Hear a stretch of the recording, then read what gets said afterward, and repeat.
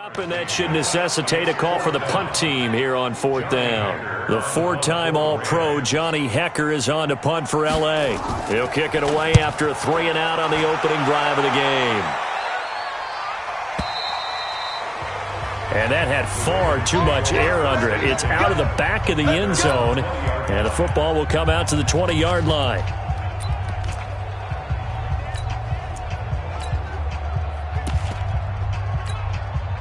Jackson and the Ravens come up now 1st and 10 at the 20.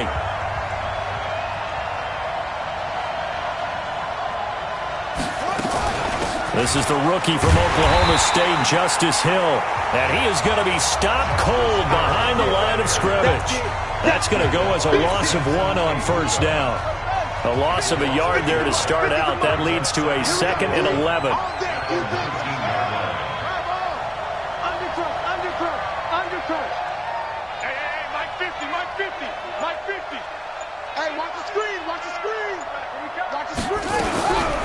Now it's Jackson. That'll be taken in there by Miles Boykin. They'll wind up getting 10 back as that sets them up for 3rd down.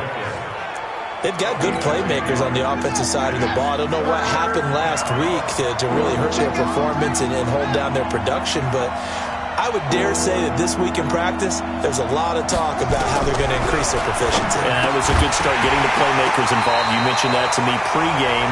That's what they did there. Yeah, I think a lot of people think the coaching staff really gets on them, and that's how they motivate them. Most of these guys are self-motivated. They have a lot of pride in their...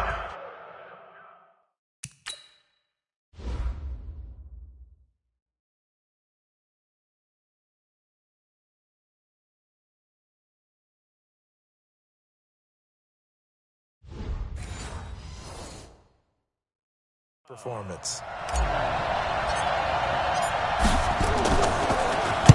On is the punter, Cook, who sends it away. This is brought in at the 21. A good return there. Call it 13 yards. And the Rams will go on offense here with a 1st and 10. And now out on the field, here comes Los Angeles. And to be frank, they're just in a tough spot. It's only November, already eliminated from playoff contention. I know their fan base doesn't want to hear that, but that's the case. What are they fighting for now going forward? You know exactly what they're fighting for. Is that word that some people don't want to hear, but it's pride. Draft. Oh, okay. Yeah.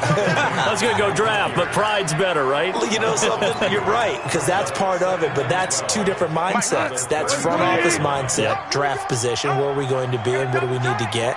And then the players and the coaching staff right now, pride. Can they win some games and feel better about themselves despite the fact they have no shot at the playoffs? Now he's got a man, complete. And he's going to get this down to the 35-yard line. 33 yards that time. You know I'm going to lean towards the defender, right? You know I'm going to do that. I know. That's a tough situation for him as I see it. But the truth of the matter is, that ball was not streaking towards him. Had a little arc on it. He's got to find a way to get his head around and make a play on the football. Goff's throw here finds Woods. Give him 9 there on the 1st down completion. Nothing fancy on 1st down, but a very consistent type of a play. Hit that slant. A lot of people call it an extension of the running game, and it can be if that pass is completed, because you hit a guy on the run like that, he often can go for big yardage. Sets him up nicely for 2nd down, staying ahead of schedule. 2 yards, good enough for a 1st. The numbers on the ground for Gurley last week. 17 carries, 76 yards, and a touchdown. And give him a ton of credit. He's running the ball really well. But I look at those guys up front. That unit is truly playing as just that. Every move that they make, their teammate understands what that move means and what they need to do. And right now, they're starting to grind it out pretty well. It's a 6-yard pickup, and it gets them to 2nd and 4. Goff turns and gives to Gurley. And they'll get him down right around the 16. And it appears we've got a member of the Rams shaken up on that last play. While the trainers take a look, we'll step aside. 180. Let's go. 3rd and 2. Gone. Man open. It's Cup. He's got it. But he's got the 1st down as he gets it to the 8. They're able to convert on 3rd down, and that sets up a 1st and goal.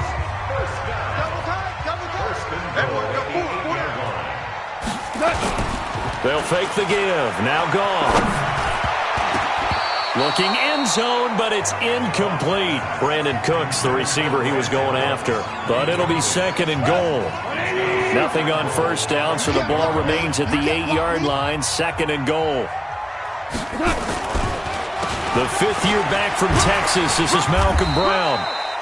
7 big yards on the carry there to get him within range of the goal line with third down upcoming. I thought that was a good call. Passing situation on second down. They hit him with the draw instead and pick up nice yardage. Yeah, because the draw, they're thinking pass when they see that initially defensively, right? But you know, in today's NFL, most of the time on second and long, when it's a passing situation, pass rushers are out in the field and they're only thinking one thing, get to the quarterback.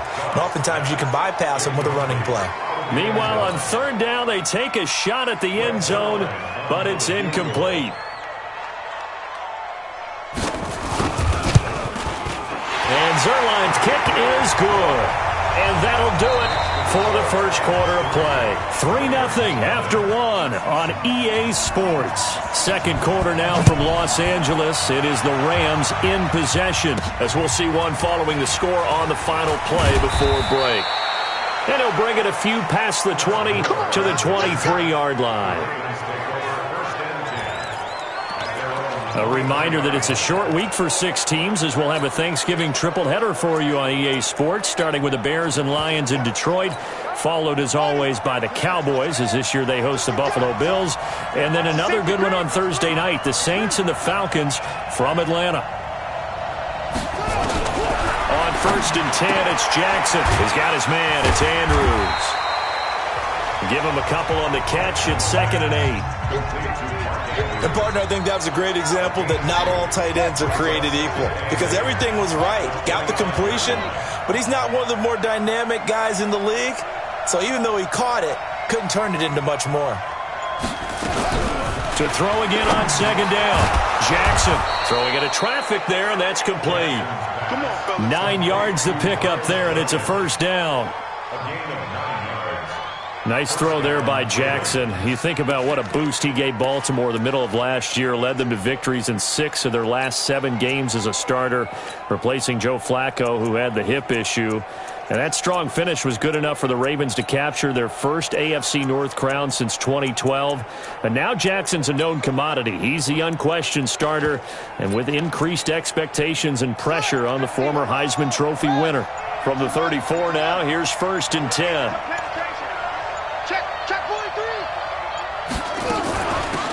Out of the gun, they give to Ingram. Oh, a heck of a move. Man. 3 yards on the pickup there, and it'll be second down.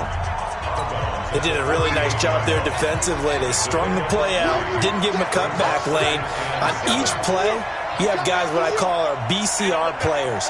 Guys are responsible for the bootleg, for the cutback, and for the reverse. They played that one perfectly. And rode him right out of bounds. Jackson throwing on target to Brown. And he'll be taken down, but not before he gets into enemy territory. 15 yards on the play, first down. And just a small glimpse there as to why they like this rookie so much. And that's why they lit up a little bit in our meetings with the coaching staff, didn't they? Yeah, when we talked about him, they did. Yeah, you know, they like his work ethic. You know, this guy's running every route well in the route tree and getting better at it all the time, really honing his game. They expect a pretty good jump out of him as things continue to move on.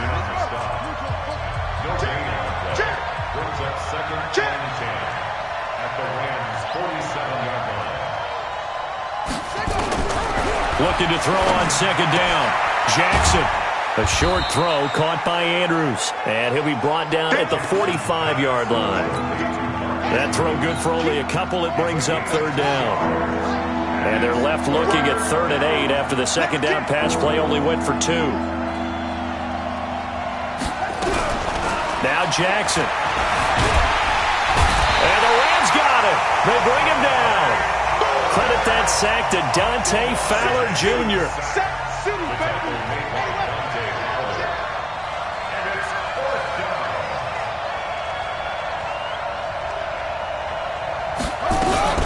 They're going on 4th down. It's Jackson escaping the pressure right. And that is going to be incomplete. Boy, it looked like he had it and dropped it. And the Rams are going to take possession of the turnover on downs. And he'll have a tough time living that one down. It's one thing, Charles, to drop a pass. It's quite another to drop it on fourth down. And so many teams work on that in terms of locking in on those key downs. I've seen, you and I both been to practices where we've seen, hey, third down situation, big third down alert, lock in here, fourth down play, make sure you focus just a little bit extra. It didn't pay off in that situation. 4 yards the pickup, first down. Second quarter, 2 minutes remain, 3-0 our score.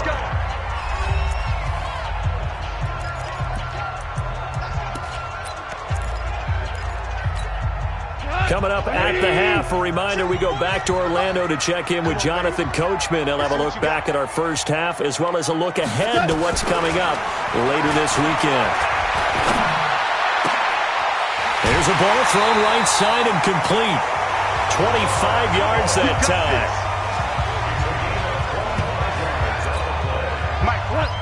This offense finding its legs now. Here's another 1st and 10. From the red zone now, Goff. Incomplete. Gerald Everett is tied in, the intended receiver. And that'll bring up second down. An incomplete pass on first down. That leads to a 2nd and 10. Here's Goff. And that's complete to Cooks. And he'll take it down here just shy of the 15 at the 16-yard line. They'll get 3 out of the dump-off there, and that'll lead to a third down. The Rams on third down, just 1 for 3 thus far. This is third, and he's going to take this one in for a Rams touchdown. Brandon Cooks, his 5th touchdown now on the year. And the Rams tack on to their advantage. I think if you polled defensive backs, they would say the corner route, take that out, make it illegal, because that is so hard to recognize and so hard to adjust, because your first move is to not get beat in the middle of the field, and that's how they move you first before they break off to the corner. But then as a wide receiver, great job. It's tough to turn those upfield and go, but he did a great job with it there. Really good balance, really good body control, and how about the end result? A touchdown. The Ravens offense now, they get set and head back onto the field. And in a spot like this, still more than a minute, I think if you put something on the board before halftime, that would go a long way towards helping them get back into the game. There actually is something to the psychology of the game at times, isn't there? How much better would they feel running into the locker room, as you noted, with something on the board in a positive fashion? You're exactly right. It's a great opportunity to get that done. And he's going to find his tight end, Boyle. And he'll get this from the 25 to the 30 for a pickup of 5. That catch good for 5. It's third down. I think it's okay there. They didn't get a whole lot on that play, but it's nice to have a safety valve that's built like this guy. Big target, guy you can spot pretty easily. Put it on him when your other targets aren't open. Oh, and this ball's tipped and intercepted. Picked up by the linebacker, Corey Littleton. And his guys have got it back at the closing stages of the first half. He had his eyes on the end zone. He got close. At least he set the offense up nicely, but he's probably mad he didn't take that one to pay dirt. I agree with you, and you know he's going to get teased because he didn't get it all the way into... And he is into the end zone. Touchdown, Los Angeles. Malcolm Brown